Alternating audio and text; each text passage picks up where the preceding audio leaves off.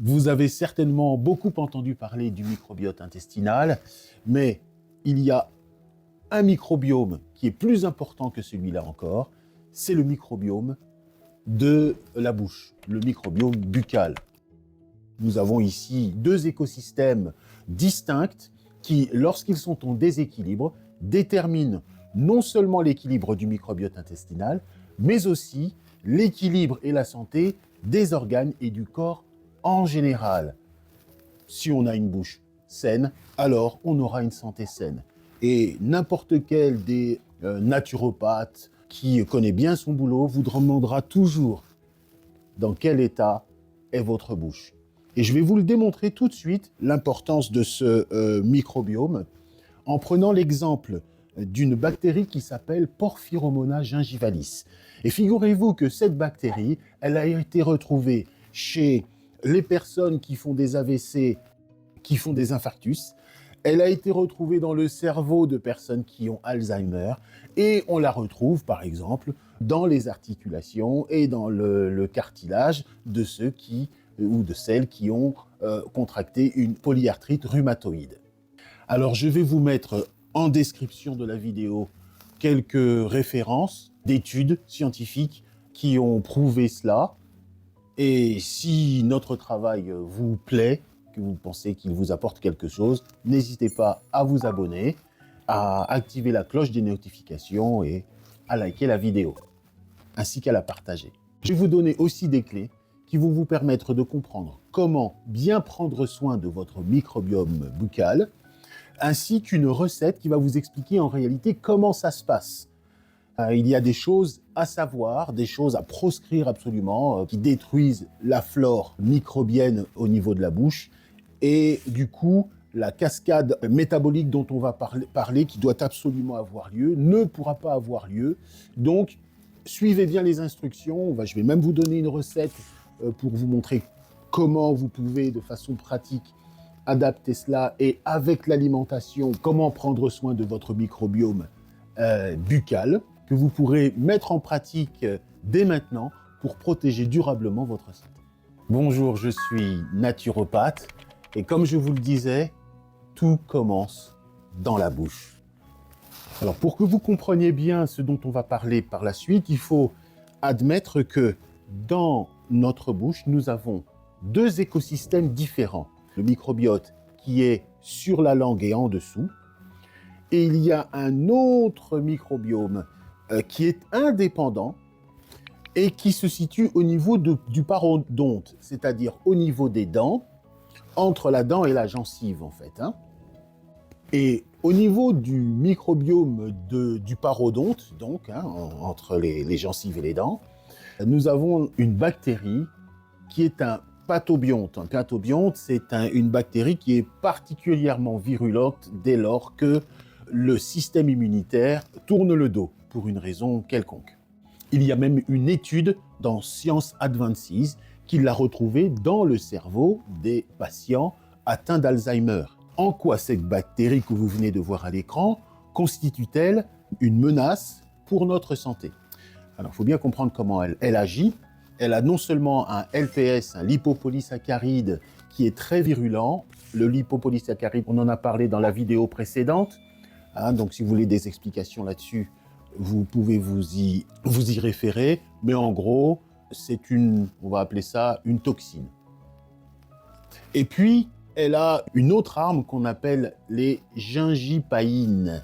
Les gingipaïnes, ce sont des enzymes spéciales qu'elle produit et qui sont spécialisées dans la dégradation de certaines protéines.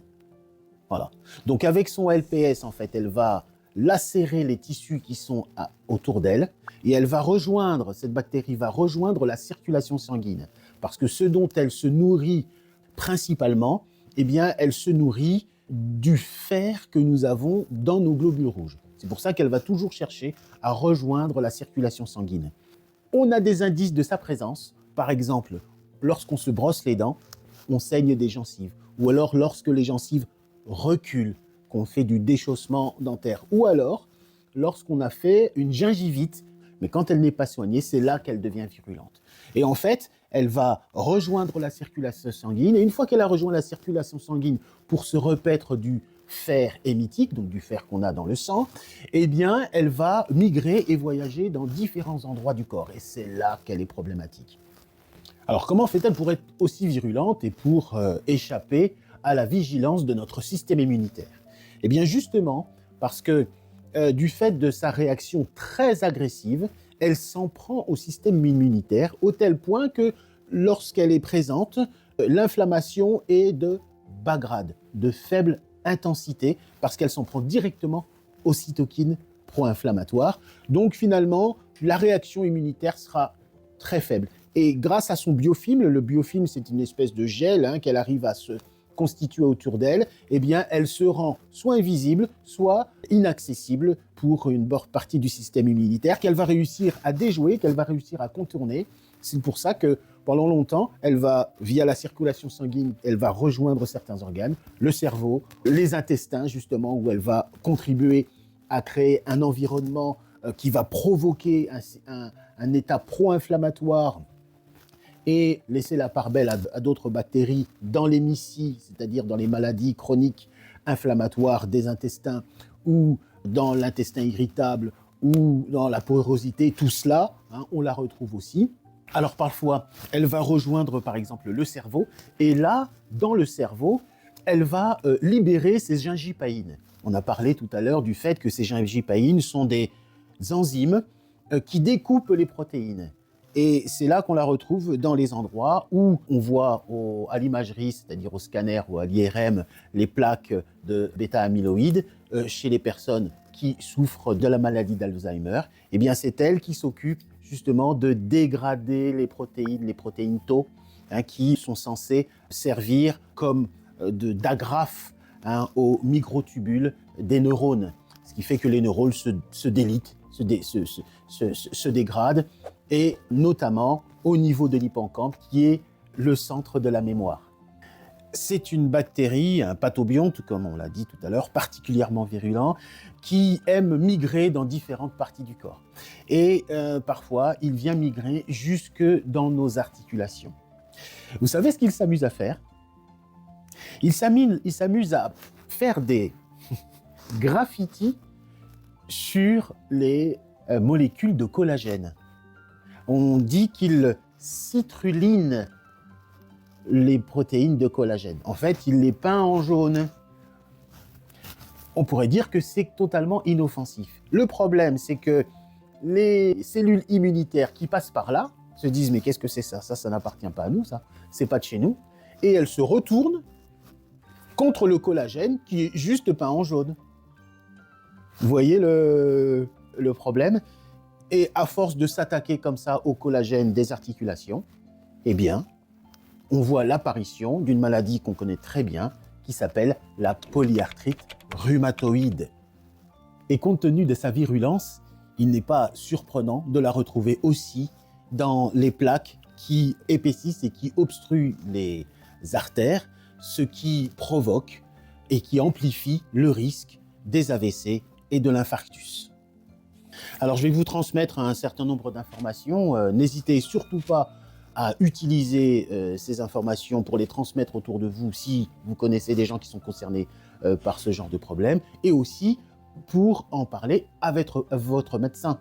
Quelqu'un qui a une polyarthrite rhumatoïde peut se retrouver avec un infarctus, peut se retrouver avec de multiples infections, peut se retrouver avec des intestins poreux, sans comprendre qu'il y a une origine commune à tout cela, la cause de la cause étant une bactérie, ou plusieurs, parce qu'elle a des copines qui la suivent, comme Prevotella, mais une bactérie qui vient, en réalité, en tout premier lieu, du parodonte, du microbiome buccal. Si certaines bactéries sont en effet redoutables, la nature nous a dotés d'armes défensives tout aussi redoutables. Grâce à la fermentation, on va pouvoir activer une voie qu'on appelle nitrate, nitrite, oxyde nitrique. Et pour déclencher cet enchaînement de transformations absolument spectaculaires, quoi de mieux que la betterave lactofermentée. Et je vais vous expliquer comment celle-ci va pouvoir agir sur un processus qui va mener à une modification totale du terrain et agir non seulement sur la bactérie, mais aussi sur les symptômes qui sont associés à soit Alzheimer, polyarthrite rhumatoïde ou alors même les obstructions des artères. Alors pour retrouver la recette, pour réaliser les betteraves lactofermentées, eh bien vous pouvez actionner la notification que vous voyez ici qui vous permettra d'y avoir accès juste après cette vidéo. Mais pour vous expliquer comment ça fonctionne, dans les betteraves, il y a une bonne quantité de nitrate. Et c'est là qu'on va avoir besoin de cet élément dans cette cascade biochimique extraordinaire dont on va parler. Donc il faut à l'origine des nitrates, mais du nitrate végétal. Ce nitrate, lorsqu'il atteint notre bouche et lorsqu'on le mâche, c'est là l'importance aussi d'avoir des bonnes habitudes alimentaires, de prendre le temps de bien mâcher, et la façon dont on a fait les betteraves lactofermentées bien nous oblige un petit peu à passer par ce process, à bien mâcher. Pourquoi? Parce qu'en fait, lorsque les nitrates sont dans la bouche, ils se mélangent à la salive, et nous avons sur la langue spécifiquement, et un peu en dessous, mais spécifiquement sur la langue, des bactéries comme Rhotia, comme Neisseria, dont l'alimentation principale sont les nitrates. Ils vont s'en nourrir et transformer les nitrates en nitrites. 80%, 90% de la transformation du nitrate, lorsqu'on le consomme, est pris en charge par les bactéries que nous avons sur la langue. Donc en mâchant bien et en prenant des aliments riches en nitrates et riches en nitrates très biodisponibles du coup parce qu'il y a du fait de la lactofermentation, on va avoir déjà là une première phase de transformation qui est absolument importante. Mais ce n'est pas tout. Il se passe une deuxième chose lorsque l'on prend des aliments qui contiennent du nitrate végétal. Il y a une étude qui est sortie et qui a montré que des bactéries comme Neisseria, comme Rhotia, augmentent de 151% lorsqu'elles sont en présence de nitrate. Donc c'est vraiment un substrat pour elles qui est hyper boostant. Et pour Neisseria, eh bien, tenez-vous bien, ça augmente de 357% lorsqu'il y a du nitrate végétal. Donc vous voyez, vous imaginez, c'est absolument fou. Avec un avantage, c'est que des bactéries très graves comme Porphyromonas gingivalis ou alors Prevotella sont réduits de 60%. On prend du nitrate végétal, il y a déjà une première transformation qui s'effectue et en plus, une prolifération des bactéries probiotiques qui existent sur la langue et sous la langue. Donc ça, c'est déjà quelque chose de très important. Donc, il y a donc rééquilibrage du microbiote buccal, du microbiote lingual, et transformation du nitrate en nitrite. Il faut forcément qu'il soit transformé. Il faut faire une petite parenthèse ici. Attention aux dentifrices à base de fluor, attention aux bains de bouche à base de chlorhexidine, etc. parce que ça détruit le microbiote lingual, ça annihile totalement les bactéries, les probiotiques qui se chargent de la transformation du nitrate en nitrite. Alors, puisqu'on a dit tout à l'heure que les bains de bouche chimiques étaient totalement contre-productifs pour le microbiote de la langue, quoi faire? Alors, on peut utiliser un gratte-langue, utiliser entre les dents pour nettoyer du fil de soie et pas du fil plastique. On verra une autre fois quand on parlera notamment des problèmes de toxines et des problèmes des polluants, éviter le plastique. Et puis, éviter les dentifrices chimiques. Donc, dans une autre vidéo, on vous expliquera comment faire un dentifrice qui soit totalement fait à base de produits naturels. Donc, une fois que cela c'est fait, microbiote lingual augmenté et nitrate transformé en nitrite. Ce nitrite, une fois qu'il est transformé dans la bouche, bien mâché, une fois qu'on avale, il passe par une deuxième phase de transformation, cette fois-ci dans les acides de l'estomac. Une fois qu'il arrive à l'estomac, il est transformé de nitrite en oxyde nitrique. et vous avez certainement entendu parler de l'oxyde nitrique et du travail extraordinaire que celui-ci fait au niveau de l'ensemble des métabolismes, qui va tout changer, qui va modifier totalement le terrain et faire un terrain qui soit totalement impropre à la prolifération, à la survie, à la communication des bactéries pathogènes. C'est ce que fait l'oxyde nitrique. En plus d'augmenter par exemple la vasodilatation, donc quand il y a vasodilatation, bien sûr, il y a un meilleur flot du sang. Les cellules elles-mêmes, grâce à l'oxyde nitrique, sont suroxygénées. Bien souvent, dans nos organismes, on manque cruellement d'oxygène. L'oxyde nitrique permet aussi de faire une augmentation des mitochondries au niveau des cellules, donc une meilleure production d'énergie, donc une meilleure vitalité et une meilleure défense, ne serait-ce qu'au niveau cellulaire. Voilà, vraiment, tout ce que fait l'oxyde nitrique est vraiment absolument formidable. Et notamment, ça vient contrarier les bactéries comme Porphyromonas gingivalis. C'est que ça vient modifier l'expression de certains gènes au niveau de ces bactéries pathogènes, qui fait qu'elles n'arrivent plus à produire leur biofilm. Elles sont donc vulnérables au système immunitaire. Elles n'arrivent plus à se reproduire, ou moins. Elles n'arrivent plus à communiquer entre elles, ce qui est très important pour ce qu'on appelle le quorum sensing, c'est-à-dire lorsque les bactéries surdéveloppées, elles attendent un moment où elles savent qu'elles vont pouvoir toutes lancer leur activité pathogène en même temps. On appelle ça le quorum sensing. Et comme elles n'arrivent plus à communiquer grâce à l'oxyde nitrique, eh bien, ce quorum n'aura pas lieu et l'agression subite n'aura pas lieu. Le quorum sensing, c'est l'une des raisons pour lesquelles des fois on dit un tel ou une telle, elle allait très bien, puis tout à coup elle a eu ou il a eu telle maladie, tout d'un coup elle a des poussées de polyarthrite rhumatoïde, tout d'un coup il a fait un AVC alors que rien ne le prédisposait. Oui, tout simplement parce que en fait les bactéries attendent pour passer à l'action de pouvoir lancer en même temps leur activité pathogène en harmonie, ce qui est très compliqué, mais l'oxyde nitrique permet de casser cette communication et ce processus-là. Donc vous avez compris qu'on a affaire là à un cercle vertueux, où les betteraves, une fois qu'elles sont ingérées, vont produire finalement, au bout d'un certain temps, de l'oxyde nitrique. Cet oxyde nitrique va changer le terrain, changer l'activité mitochondriale, changer la façon dont les artères fonctionnent, etc.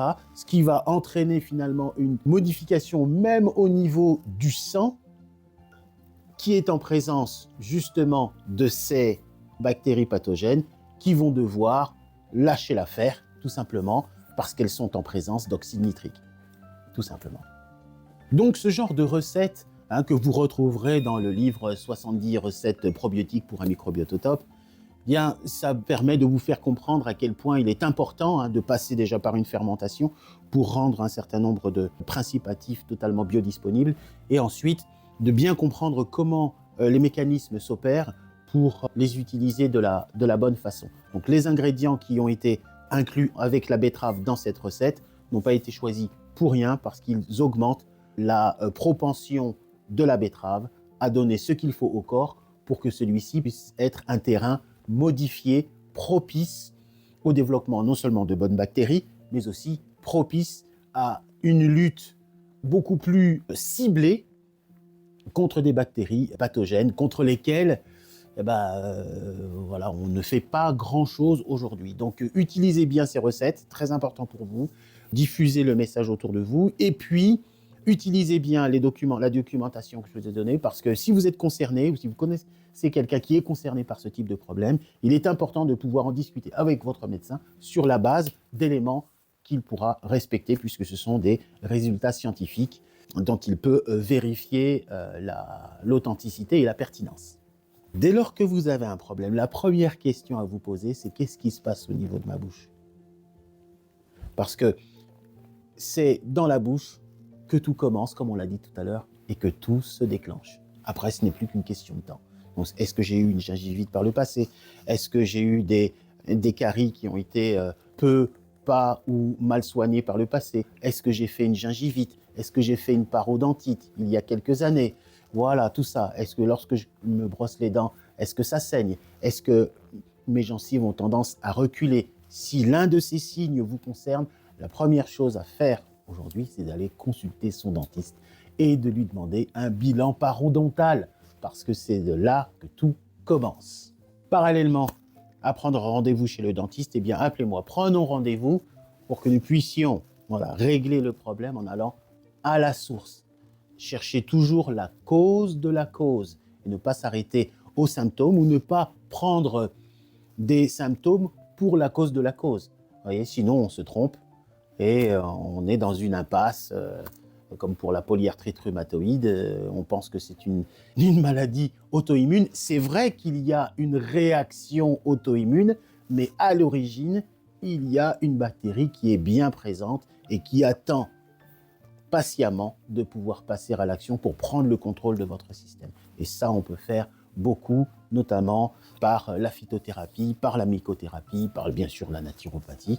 Donc, prenons rendez-vous, gérons cela ensemble.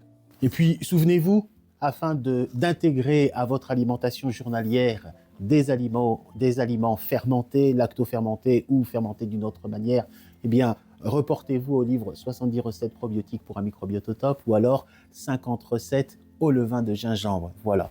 Je vous souhaite une excellente fin de journée et je vous dis à très bientôt pour une nouvelle vidéo.